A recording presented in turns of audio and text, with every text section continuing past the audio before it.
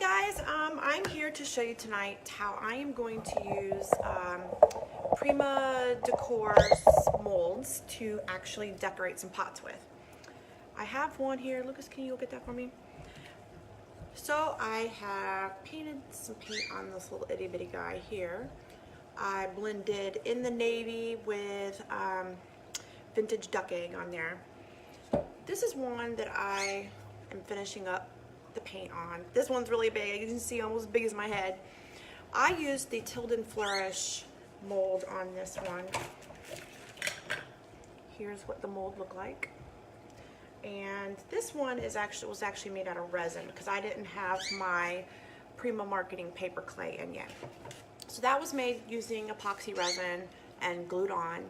And then I used Dixie Belle Paint Company's iron with the green patina spray to give this awesome rust effect. You can see how I purposely let it run down all over here. Pretty cool.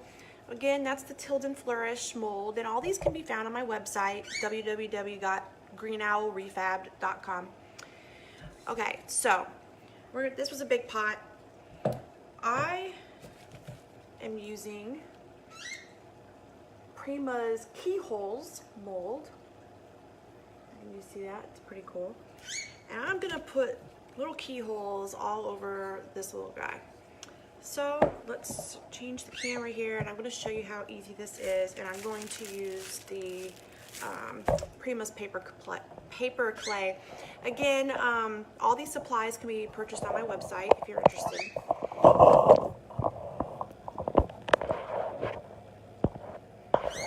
Okay. That is my bird, Stanley, in the background. Isn't he loud?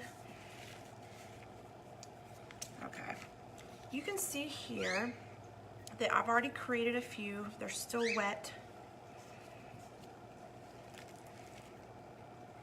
I've already created a few here.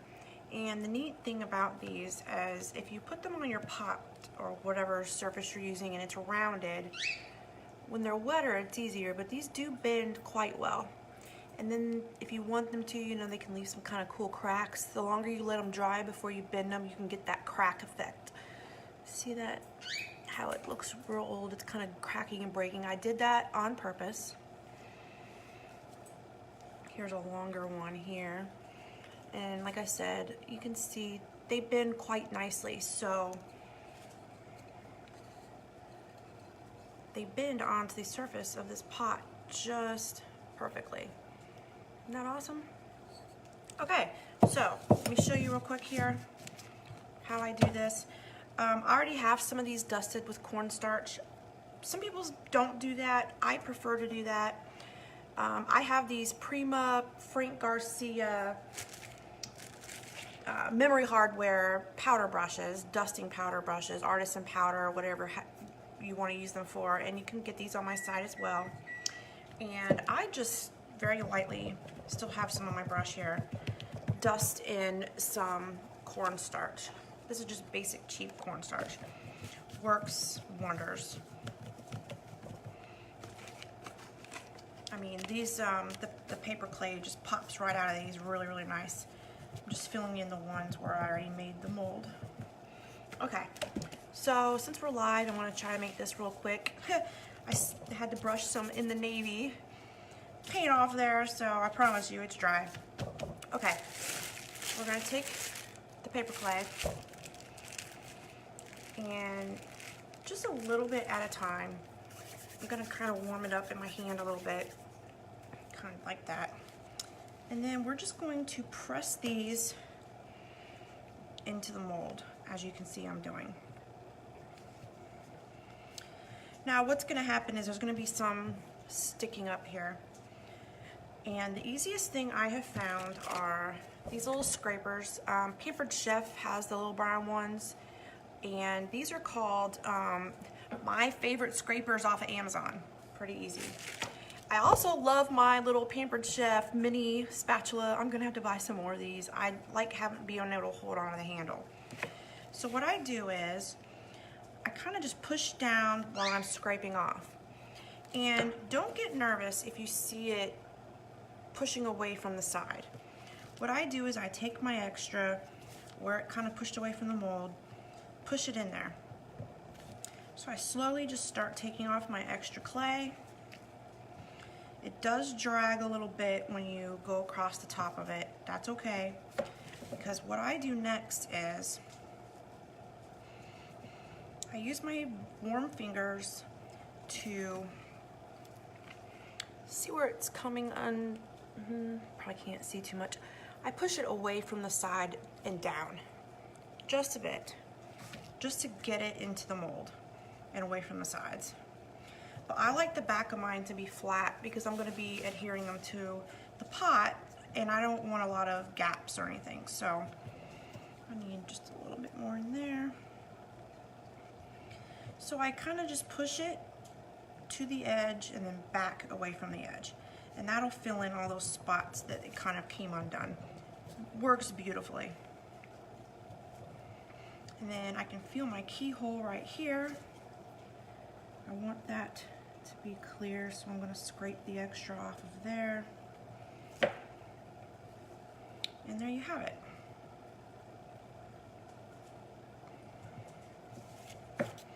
So what I'm going to do with these is I'm going to flatten it, make it nice and even. And I'm going to show you how easy these come out. You can literally just bend the mold away from it and pop it out.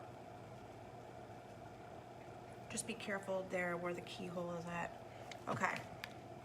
Now, look how soft and pliable this is when it's completely out of the mold. So if you're putting this on any kind of curved surface, it's very, very pliable.